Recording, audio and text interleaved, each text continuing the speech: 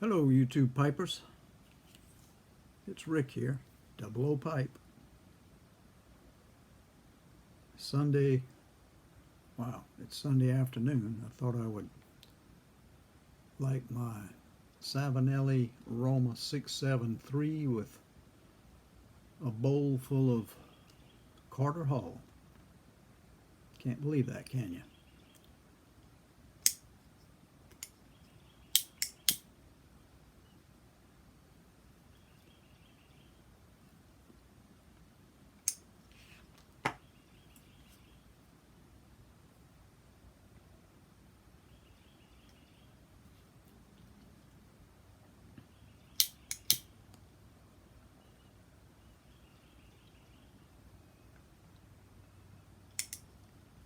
I about took my eyebrows off. I don't know if anybody's going to be interested in June on the Range. A lot of people are going to be. But here's one I suggest. The Old Colts by Glendon Swarthout. It's about Bat Masterson and Wyatt Earp in their latter years.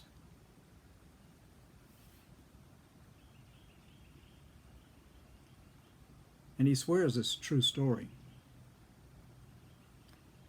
Of course, you know I'm gullible. I would believe it. But not many people talk about this book, and I don't think it gets the reading power that it should. People should enjoy that story. It's a good story, even if it isn't or is true.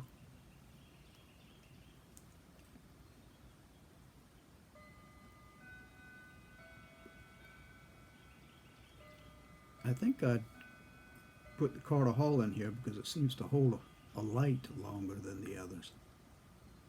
I don't know why that is.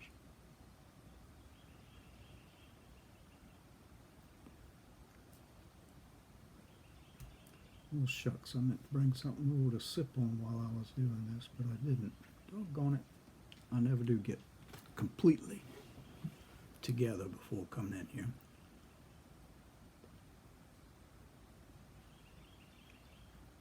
Well, I thought I'd take you back to 1962, the summer of.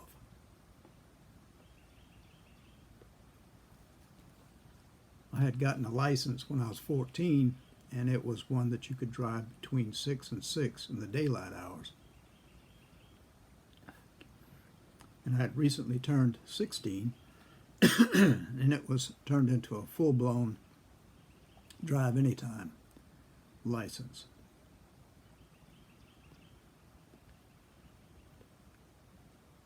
My dad had bought a Corvair, a brand new Corvair. The Chevy with the engine in the back.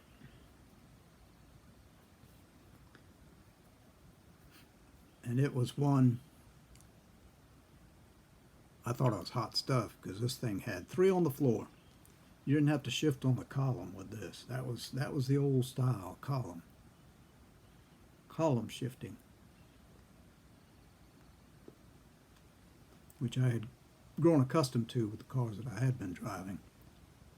But this one, that was hot stuff. I had 3 on the floor. Not quite 4 on the floor, you know, but still, you could ram those gears. Didn't have to worry about getting it in. It was totally different, totally different. One thing I needed was bucket seats. And now I hate bucket seats. But back then, we all wanted bucket seats because it was the thing. Just like gear shift on the floor was the thing. Well, also my dad worked at Charleston Rubber Company. It was a place up in the north area. They didn't make what you're thinking. They made rubber gloves for linemen to work on the electricity wires on the poles outside. And also blankets, rubber blankets to lay across those lines when they had to do that. So that was his job, and he had worked there for a couple of years. And he had talked to them to see if maybe I could get a job there. And somehow he had been able to, and they hired me. I was going to be earning $1.25 an hour. That'd be $50 a week. Man, I was in hog heaven. Plus, because it was in the north area, I had to have a car to get there and back. So I was able to use the Corvair. So here I was, 16 years old, first job, earning money that I could burn with a car that was just too cool to me.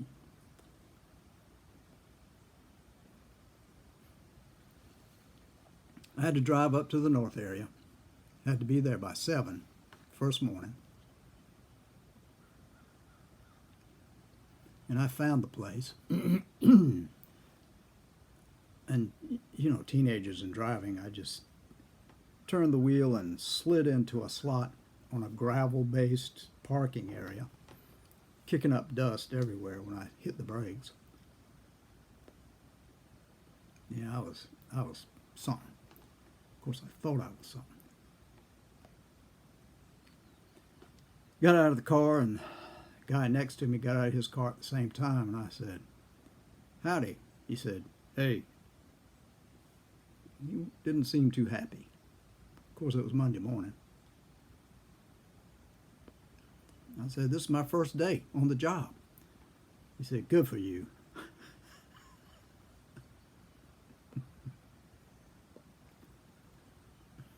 I said, "What's it like in there?" He said, "It's a party every day." I figured it wasn't much sense talking to him anymore. He had a hawk nose. His eyebrows were knitted down, so he looked like he was in a constant frown to me. And he had black hair that was slicked back on the sides and combed into a ducktail in the back. Mr. D.A., I called him.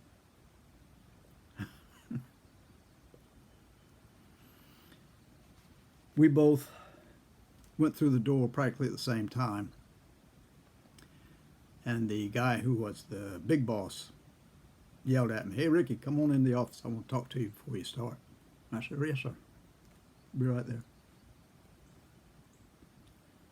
He took me into the office and told me that I was 16, and they didn't normally hire 16-year-olds, but his dad had assured him that I would give him a good day's work, and that I would be there every day and I would do the job well. Well, he had never spoken to me about all that, but I felt like I had to live up to it now.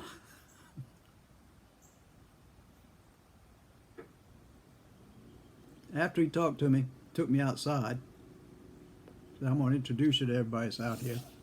There were about nine people, and they were all lined up with their cards ready to punch the clock.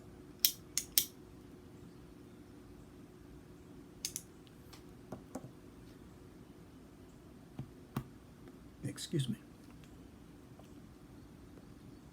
And they all went through, punched it. He introduced me to each one. They all said good morning. You know, it's Monday. All filed out to where their positions were out there. This was a Quonset hut. I don't know if you're familiar with Quonset huts, but it was about a half a block long, built up on a concrete slab that went straight back, and the aluminum siding was bent over. It was like an arc over us, just a wall of tin going all the way there, all the way on the sides. Front door, back door were always open. There was a double door over here on the right, or the left, I'm sorry, and it was always open because it was summertime and it was hot as Hades. There was no way that they could air condition this place. The only way they tried to cut down on the heat was they had sprinklers atop the aluminum up there that sprayed water over it, and the water trickling down was supposed to cool off the aluminum sitting in that hot sun.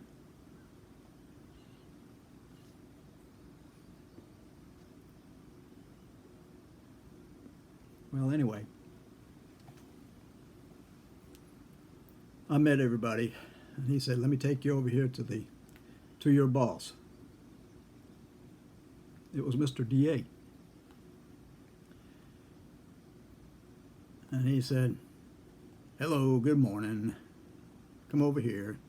He said, what size is your hand? I said, what do you mean, what size is my hand? He said, you want to work with gloves, don't you? He said, I need to know the size of your hand. I said, I don't know what the size of my hand is. He said, come over here. He got a ruler, slapped it across my palm, and said, yeah, it'll fit. Come with me. We went over to a corner. I didn't know what he was going to give me, some kind of glove that would fit my hand perfectly. If you want to know how to fit a glove, your palm, double it, measure your palm, double it, and that's the size of the glove you need. Took me in the corner, picked something up, handed it to me and said, here, I want you to use this and sweep up the floors, a broom. Gave me a broom. I said, all right. He said, you sweep until I come get you. I said, okay. And when I was walking off with the broom, he said, here, you're going to need this, and threw a dustpan at me, and I missed it, and it's clattered on the floor, and he just shook his head and walked off to whatever he had to do. Well, I swept that half a block of concrete floor from 7 until 12. When the folks said, come on, Ricky, it's time to have lunch. So we all knocked off at 12. Well, everybody went to the break room to eat. I had something out in the car, so I went to the car and sat in the car, left the door open. Had a package of nabs and a Coke, I think, or something to drink. Maybe I gotten a Coke inside, I don't know. And I was breaking open the nabs, and all of a sudden beside me I hear this, Corvair, huh? I said, yeah, what you think? He said, candy-ass car. I said, what you got? He said, that. It was a Chevy, a 1958 Chevy with a V8 engine. He said, candy-ass car wouldn't stand up to mine. I said, well, let's race. He said, are you crazy? I'd just leave you in the dust. I said, I don't care. Let's race right now.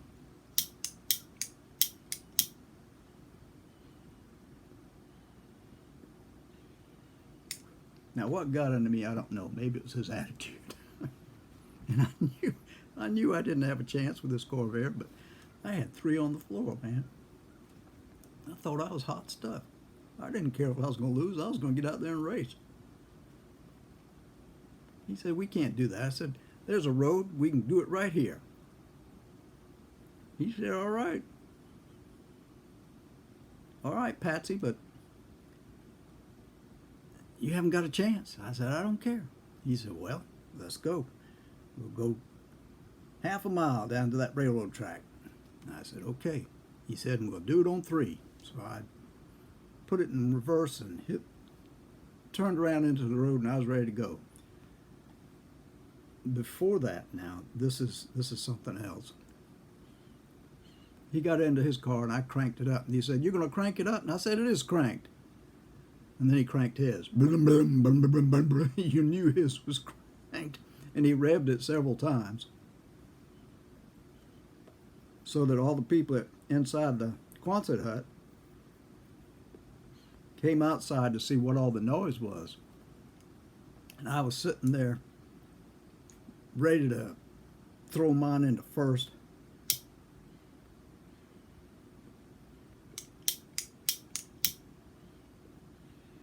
After all, the race cars all had their gear shifts on the floor, and so did I. I didn't have to fool with that.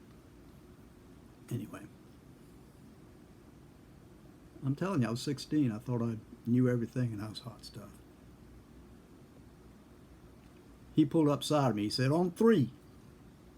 I said, okay. And he went, 1, 2, 3. There was a squeal of tires, and smoke from those tires just billowed up, and he was already taken off, and I was in first, and I hit it, and I went,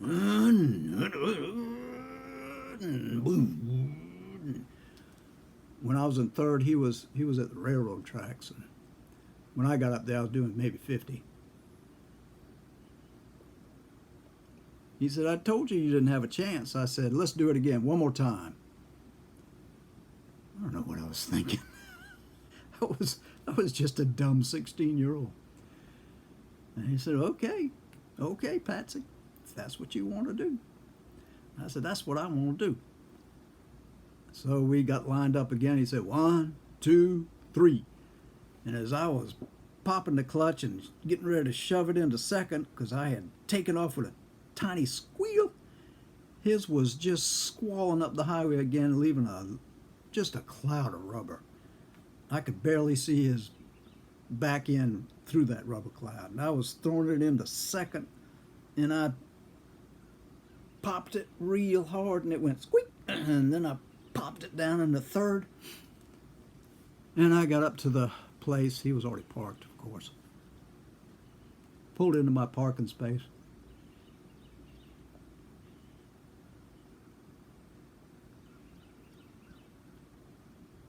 And thought to myself, boy, was that stupid.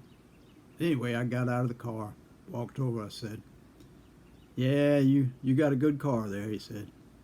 "I told you I did." We shook hands. He smiled, I smiled. We started walking toward the Quonset hut. And all of a sudden, we saw the boss out there. And he was yelling, shaking his fist in the sky, telling us to get our asses over there into his office. I said, "Oh, no." Oh, and Mr. DA was saying the same thing. Oh, geez. Pulled us into the office, slammed the door, and for 15 minutes he railed on at us. My dad's name came in there, because he had said, if I had my way, I would fire both of you right now. But it's his first day, and his dad said he could do a good job, and he's got to at least have a chance. He said, "I won't suspend you or fire you, but if it ever happens again, I certainly will." Like we were going to do that again.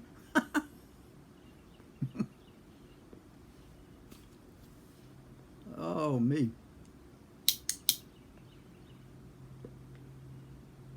Yeah, this Carter Hall stays lit pretty good. Anyway, he opened up the door. He said, "Now go out there and get to work." So I kind of walked out sheepish like, and so did Mr. DA. He looked over and he said, "Well, come over here and let me give you what you need." I said, "Okay." And he handed me the broom again. He said, "Go back to work."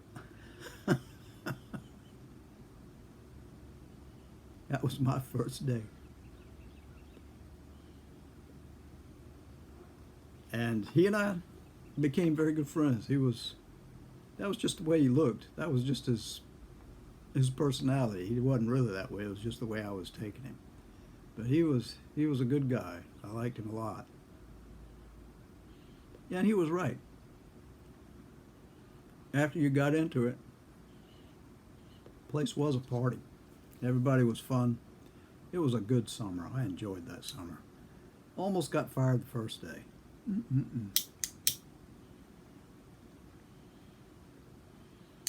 I think my daddy would have been proud if that had happened.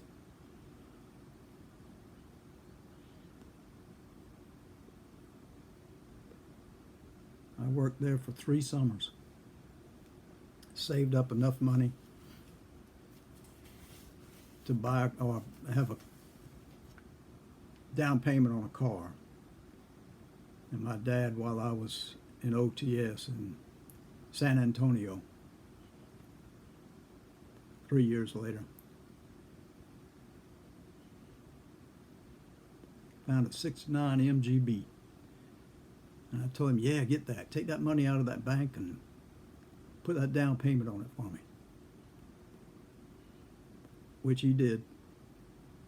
Monthly payment of $89.89 for 3 years. And when I got home from OTS, there was my British Racing Green 1969 MGB sitting in the yard.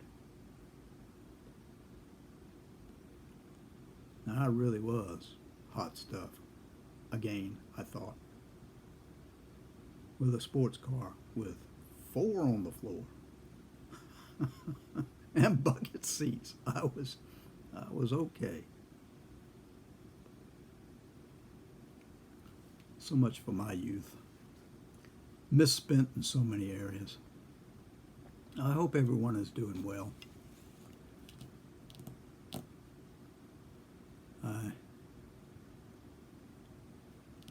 I don't know what else to say. I'm talked out.